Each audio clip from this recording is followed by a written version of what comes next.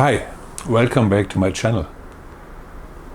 We have a wonderful day here, sunshiny and warm.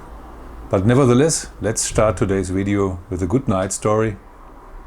A good night story out of my childhood.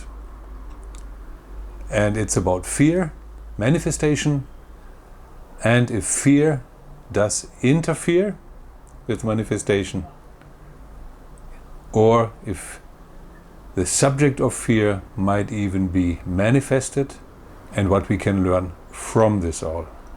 Have fun, and let's get started. When I was approximately 6 years old, my grandma told me now and then some stories from the Bible. And I remember one story quite well. This was a story, I think, about a king. Belshazzar was his name.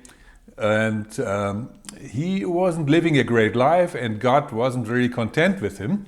So he wanted to show him that his kingdom will be over soon due to his behavior. So he had a party with many people over there, and suddenly in the midst of the party some kind of weird hand was appearing and writing something at the wall like Mene, Mene, Tekel, which means, I looked it up, your kingdom will be ending soon, and so your days will be over soon, something like this. Okay, the meaning of the writing is not that relevant for me, at least for this story not. And okay, so I heard this story and was thinking of it, and at the evening I was going to bed. Lying in bed, I was still thinking of this story. So what happened? I started to become afraid. And it was dark, the lights went out, and my anxiety was getting bigger and bigger. I was afraid that suddenly some kind of weird glowing hand would appear in my bedroom, light it up a little bit, but just a little bit, not enough not to be afraid. And in my imagination it was a blue, slightly transparent, glowing hand, writing the same text as in this biblical story there. And then I started thinking about my life, and of course, you know how kids are. I thought, well, my life wasn't always great, or maybe I did some sins, and I did this and that, and God might not be content with me, so I was assuming that God might want to punish me in a way, not take away my kingdom, because I wasn't a king at these times, and I'm not a king right now too. But this didn't matter a lot. I was afraid and couldn't sleep, and in the end I just pulled my blanket over my head, just not to see the walls at my bed and the walls on the opposite side and so on, and I was really, really afraid of it. Seeing this blue glowing hand in my bedroom. And this went on. I repeated this night after night. I don't know how long, but this was quite a while, till this fear was getting a little bit better. But wait a minute, isn't this already a manifestation? There is strong feeling. There is expectation. Of course I expected this hand to appear somewhere in my room, so I did this. There's expectation. And for me it was real. There was no rational mind telling me, oh well, come on, this is so unlikely that something like this is happening, so forget about this. Kids at this age don't do this. So it was pure anxiety, feelings, belief, expectation. It's just many, many ingredients of a good manifestation, right? Visualization. Let's take a closer look, because the answer says a lot about how manifestation actually works. In many manifestation teachings, we are told, watch your thoughts. You might attract what you are focusing on. Or fear lowers your vibration.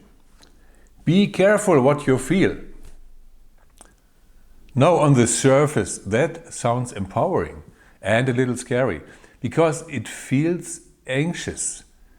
If I feel anxious about feeling anxious. If I worry about money, if I have one bad day, does that mean I'm ruining my manifestation immediately? And that question by itself, it causes more fear. It creates more pressure on me. And ironically, it makes the whole process of creating a better life feel, well, not better at all. Let's go back to the children, because this is very important and we can learn quite a bit from this. They don't fake fear. This is pure fear. They live in it when they are scared.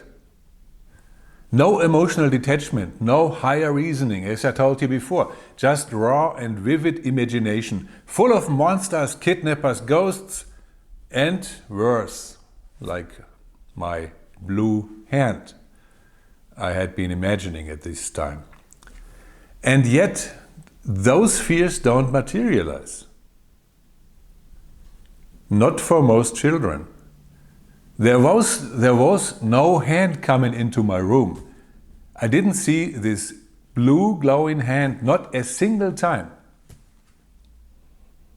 Even if I manifested it every day, or at least not I tried because I wanted to have it, but I was afraid of it and I was thinking of it all the time. I was feeling it all the time. I was expecting it to appear.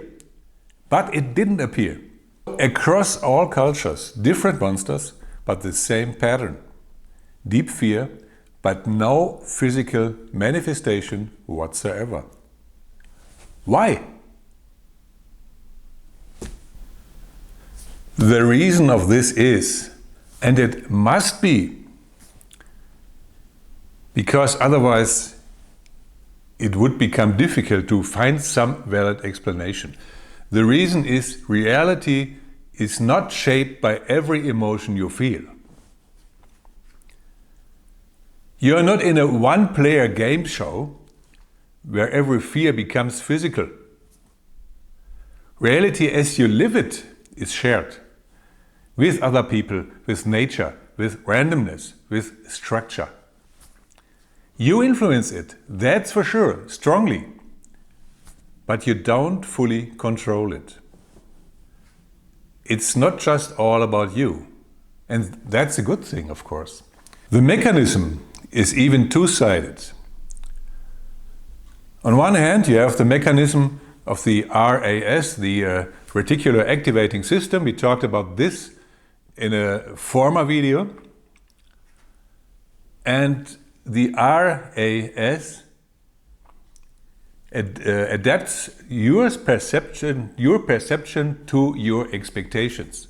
You see what you would like to see, you see what is important for you. That's the one side of it. On the other hand, you also can change reality that surrounds you. We talked about this in many manifestation videos I made. You can change reality, but not immediately and not fully. The idea that you manifest every single thing in your life is extreme, and honestly, it can be harmful, right? Because when something bad happens, who are you blaming? Yourself. You are the culprit. You feel guilty. It's you. One way or the other. You manifested it. Maybe even not knowing about it, but you manifested it one way or the other. You start blaming yourself. And this could be the start of a downward spiral. Because you think, yeah, you must have attracted it. I weren't positive enough. It happened. That's not growth. That's shame disguised as spirituality. And this is not what spirituality is about. And honestly, Do you really think that all the people in the plane think you heard of it? Several years ago, it was a German airplane that crashed in the mountains of France. Do you really think that all those people had a death wish and that they manifested their demise? That they manifested their death in a plane crash in France? Believing things like that is inhuman. If we want it or not, there's still some randomness in our lives. And if you prefer not to believe in randomness, and if you say, okay, everything in my life or in your life has a reason, it is planned in a way, then you are believing in a higher entity, maybe a higher self or some external entity whatsoever, but then there's intelligence behind it. There must be intelligence. Then it's not just a law. Often, you know, this gravity example. So the law of attraction, for example, is said to be working just like gravity. Just a stupid rule, you do it and you get it, just like gravity. This couldn't be the case any longer. So then your manifestation would be maybe tested in a way, and the higher entity that you have to assume to exist in this moment, when you say, no, there is no randomness, everything follows a certain plan, the higher entity could intervene with your manifestation. So this is also something you would have to accept, depending on your belief. Both things are possible, and one is not better than the other, but it depends on you. So what really creates your reality? Not a single emotion, not one night of fear, but your identity, your repeated focus, your dominant emotional tone over time. And that is the reason why a doctor can work the whole day being surrounded by sick people, without having a higher likelihood of being sick all the time because of manifesting. Okay, this mechanism that there's some bacteria or viruses around him, and he's maybe he's meeting them more often because the patients around him spread them a little. This is something else, and we are not discussing this here, of course. So if you don't identify as sick, you're not becoming sick more often than other people. You don't live in fear. The doctor doesn't live in fear.